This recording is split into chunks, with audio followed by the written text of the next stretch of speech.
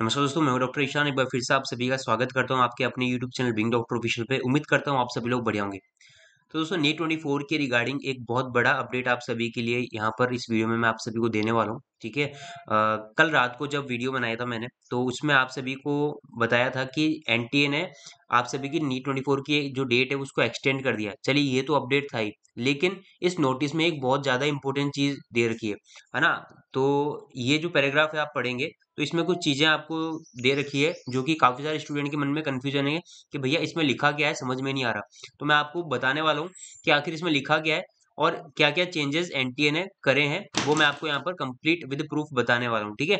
तो सबसे पहले तो आप सभी को बता दूँ, आपकी जो नीट 24 की एप्लीकेशन फॉर्म की डेट है वो एक्सटेंड हो गई है, 16th मार्च कर दी गई है, जो कि मैं पहले ही बता चुका हूँ, आपको अपडेट कर दिया है वीडियो में, ठीक है? 16 मार्च तक आप लोग अप्लाई कर सकते हैं, आप सभी को एक्स्ट्रा टाइम दिया गया है एनटीए की तरफ से। अभी इस पैराग्राफ को अपन देखते हैं, इसमें लिखा हुआ है following the direction of honourable minister, ministry of health and family welfare and the NMC vide letter number, इनका लेटर नंबर दे रखा है 4th March 2024, it is informed that all the changes proposed in NEET UG 24 shall be deferred for the current year. That is, there will be no change in the terms and condition except the syllabus in comparison to the NEET UG 2023.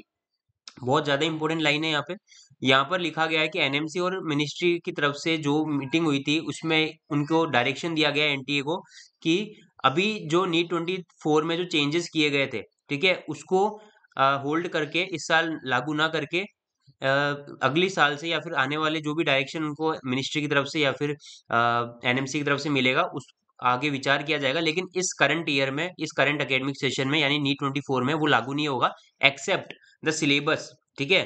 Except for the syllabus, syllabus को छोड़ करके जितने भी changes किए थे NMC ने वो नहीं माने जाएंगे, और जो सिलेबस में जो चेंज किया था ओनली वो ही जो है लागू किया जाएगा नीट यूजी 2024 में। यानी कि सिलेबस, जो नया सिलेबस था उसके अकॉर्डिंग आपको प्रिपरेशन करनी है, जो बुक्स है न्यू एनसीईआरटी है उसके अकॉर्डिंग आपको प्रिपरेशन करनी है, जो टॉपिक ऐड हुए थे, जो टॉपिक हटा दिए गए थे उसको देखते हुए आपको प्रिपरेशन करनी है। सिलेबस में चेंज इस बार लागू किया गया है, बाकी जितने भी चेंजेस थे उसको हटा दिया गया है इस करंट एकेडमिक सेशन में। अभी एक रिवाइज्ड इन्फॉर्मेशन बुकलेट के बारे में यहाँ पर एक और इम्पोर्टेंट बात की गई है कि आपका जो है एक रिवाइज्ड इन्फॉर्मेशन बुकलेट जारी करेगा एनटीए। तो the revise information booklet is also uploaded for the information to the candidate, और ये रिवाइज इन्फॉर्मेशन बुकलेट वेबसाइट पर भी आ गया है। आप देखेंगे दो तरह के इन्फॉर्मेशन बुकलेट मिल रहे हैं, ये रिवाइज वाला इन्फॉर्मेशन बुकलेट भी जारी कर दिया गया है एनसीआर एनटीए की वेबसाइट पे, आप लोग देख सकते हैं। अभी रिवाइज इन्फॉर्मेशन बुकलेट में क्या चेंज हुआ है, बहुत बड़ा चेंज आप सभी को यहाँ पर मैं बताने वाला हूँ, ठीक है? इसके लिए लाइक कर देना। चलिए, यहाँ पर काफी मैंने इसको पढ़ा अच्छे से, लेकिन जो मेन जो चीज मुझे समझ में आई रिवाइज इन्फॉर्मेशन बुकलेट में, वो आपकी टाई ब्रेकिंग के रिगार्डिंग आई है। जो आपका टाई ब्रेकिंग का रूल था, जो पिछले इन्फॉर्मेशन बुकलेट में दे रखी थी बातें, उससे एकदम डिफरेंट कर दिया गया है। उसको वापस से जो है नीट 23 में जो टाई ब्रेकिंग का रूल था उसको लागू कर दिया है। यानी जितने भी चेंजेस इस बार नीट 24 में इन्फॉर्मेशन बुकलेट में किए थे उनको हटा करके नीट 2023 के जितने भी रूल्स है उनको लागू करके केवल सिलेबस वाला पोर्शन जो है उसको नया जो है लागू किया है, ठीक है? बाकी चेंजेस नीट 23 के अकॉर्डिंग वापस कर दिए गए। इन्फॉर्मेशन बुकलेट में टाई ब्रेकिंग का जो रूल है वो पहले कुछ था और अभी कुछ बड़ा सारा रूल्स यहाँ पर दिख रहा है आपको। मैं आपको एक-एक करके समझाता हूँ, आप अच्छे से समझिएगा, ठीक है? काफ़ी इंपॉर्टेंट है, क्योंकि ये जो टाई ब्रेकिंग का रूल है वो आपकी रैंकिंग डिसाइड करता है। आज 2 बच्चों के 720 नंबर आए तो किसको फर्स्ट रैंक देनी है, किसको सेकंड रैंक देनी है, एनटीए ऐसे ही डिसाइड करता है, ठीक है? तो मैं यहाँ पर आपको बताने वाला हूँ क्या रूल्स हैं टाई ब्रेकिंग के। अगर 2 बच्चों के सेम नंबर आते हैं नीट में, ठीक है, तो उनको कैसे रैंकिंग दी जाती है।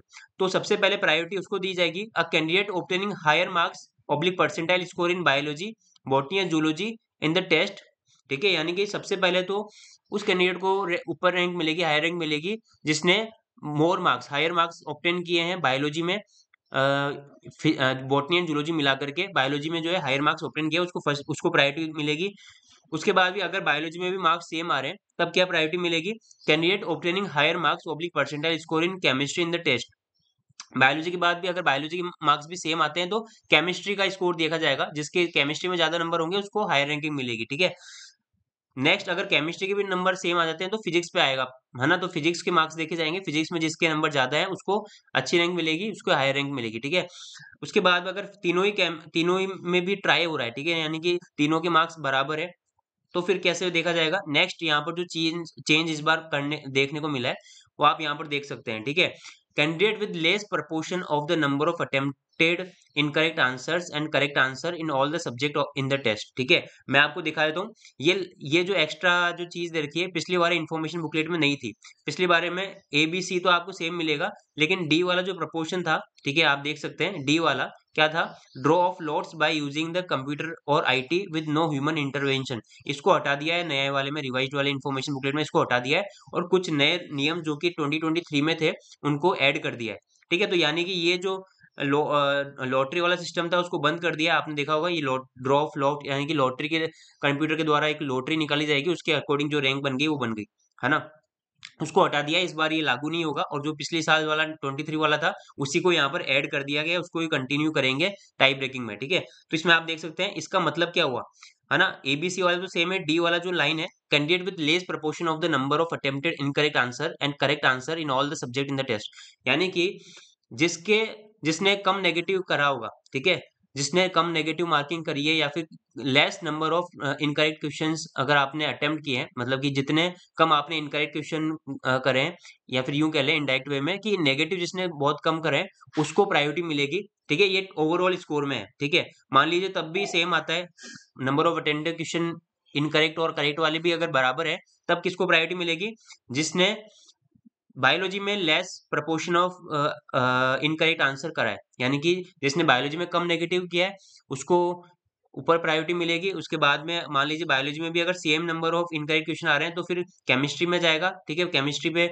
भी अगर जिसने इनकरेक्ट आंसर सबसे कम किए होंगे उसको प्रायोरिटी मिलेगी और उसको अच्छी रैंक मिलेगी। अगर केमिस्ट्री में भी सेम है तो फिर फिजिक्स पे देखा जाएगा। ठीक है, फिजिक्स में जिसने कम इनकरेक्ट या फिर कम नेगेटिव किया होगा उसको फिर ऊपर रैंक मिलेगी। ठीक है, तो इस तरह से टाई ब्रेकिंग का ये रूल है जो कि NTA ने अपनाया है वापिस से 2023 वाला, ये पूरा 23 वाला ही है। ठीक है, जो 2023 में था वही इस बार है। ठीक है, ये जो नया इस बार बनाया था उसको हटा करके वो पुराने वाला ही चेंज किया है। ठीक है, तो ये जो इन्फॉर्मेशन बुकलेट है, रिवाइज इन्फॉर्मेशन बुकलेट, उसमें जो है जितने भी चेंज हुए थे 24 में उनको हटा करके सिलेबस वाले को छोड़ के, है ना, सिलेबस वाले को छोड़ के बाकी जो चेंजेस है वो नी 23 के जैसे ही कर दिए। ठीक है, तो ये बड़ा चेंज इस बार मेरे को देखने को मिला इन्फॉर्मेशन बुकलेट में। और भी कुछ अगर मेरे को मिलता है इसके रिगार्डिंग में अपडेट कर दूंगा आपको वीडियो के फॉर्म में, तो आप चैनल को सब्सक्राइब करके रखो, हमारे साथ जुड़े रहिए। जितने भी अपडेट्स होंगे इस चैनल के माध्यम से आपको मिलते रहेंगे। ठीक है, तो फिलहाल इस वीडियो में इतना ही।